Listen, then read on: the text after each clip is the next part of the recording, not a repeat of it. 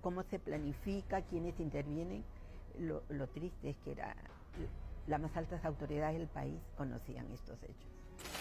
Hagamos un viaje al pasado hasta el 2003, cuando la justicia peruana puso en el banquillo de los acusados a altas autoridades que ayudaron a Montesinos a huir del país. Yo creo que el mensaje que tenemos que dar a la juventud, a los niños, es que en el país hay valores. El Estado hay que cuidar, somos nosotros, el Estado somos nosotros. Entonces tenemos que cuidarnos, tenemos que tener principios, tenemos que tener valores, hay que mirarnos en el otro. Porque todo ese dinero de corrupción que se perdió afectó a los más pobres de este país. Pero el comienzo del fin de Montesinos fue el 14 de septiembre de 2000, cuando la prensa difundió el video donde se le observa entregando $15.000 al congresista Alberto Curi en la salita del CIN. Los peruanos veían al hombre más poderoso del Perú cometiendo un delito en una transmisión en vivo, lo que anunciaba la caída del régimen de Alberto Fujimori. Fujimori no podía encubrir más a su ex asesor y con su anuencia, Montesinos viaja a Panamá buscando un asilo político que no se logró.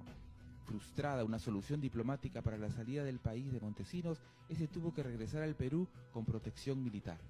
Montesinos tenía en su poder maletas con videos y documentos que quitaban el sueño de Fujimori. Fujimori ordena que Montesinos se esconda en un lugar que él había coordinado, pero el ex asesor de inteligencia huele la traición de su antiguo socio. Según Villanueva Ruesta, el mismo presidente Fujimori lo llama y le confirma y le dice que le den la protección, pero la orden era que le buscaran el alojamiento, que Montesinos no acepta. Él de Pisco, con su gente, que todavía le era leal, decide venirse y vienen a San Borja, a una casa de la señora Pinchi Pinchi.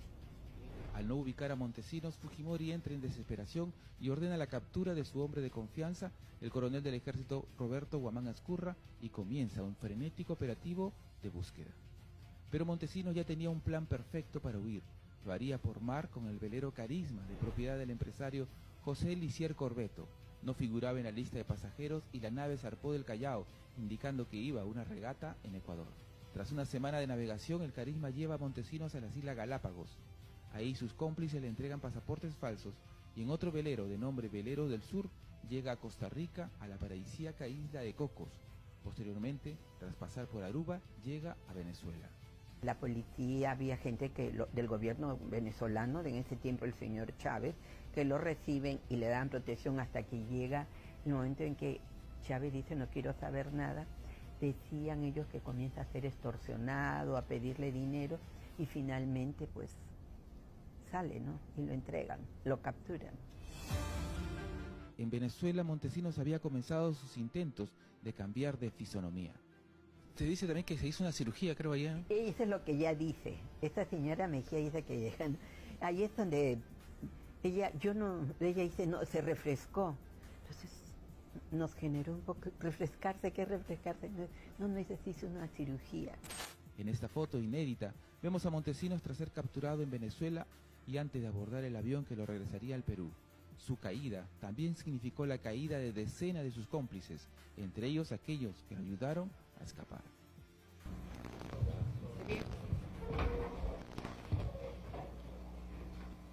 Denuncia pública en el proceso número 08-2001 de trámite ordinario, seguido contra José Guillermo Villanueva Ruesta, Manuel Aybar Marca o Manuel Jesús Aybar Marca o Manuel Jesús Aybar Marca, en agravio del Estado. La jueza Inés Tello de Ñeco integró el tribunal que juzgó a los cómplices en la fuga de Montesinos, junto a los magistrados Inés Villabonilla, que presidió el tribunal, y Roberto Baranderán como director de debates. Fueron procesados el general José Villanueva Ruesta, ex jefe del Comando Conjunto de las Fuerzas Armadas, el coronel de la policía Manuel Aybar Marca, el coronel del ejército Roberto Guamán Azcurra, el ex congresista Antonio Palomo Orofice, el empresario Lisier Corbeto y 2 guardaespaldas de Montesinos. Además, el empresario Juan Valencia Rosas y su esposa Nelly Tobar Mendívil por encubrir a Montesinos en su casa previa a la fuga, así como otras 3 mujeres que le brindaron apoyo durante el viaje.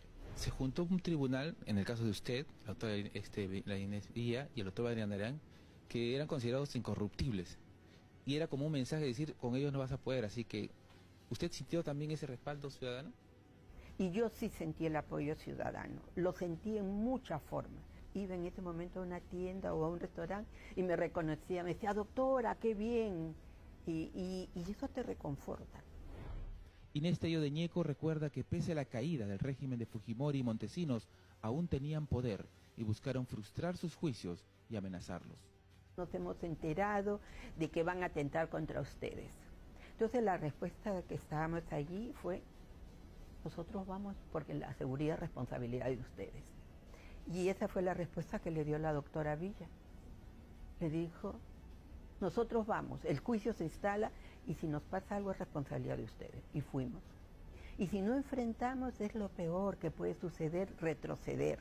Porque si tú retrocedes, dejabas que la mafia impida los juzgamientos. Pese a estar detenidos, los acusados se mostraban soberbios. Hasta cierto punto, un comportamiento altanero, malcriado de los procesados. Sentían que todavía estaban en el poder, ¿no? Y ¿sabe qué? Ese machismo, ¿no? Éramos dos mujeres y un varón, el señor Barandiarán. Pero entendieron que con nosotros no nos iban a amedrentar.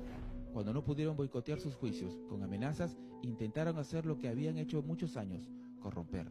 Algo que nunca funciona cuando tienes jueces con valores.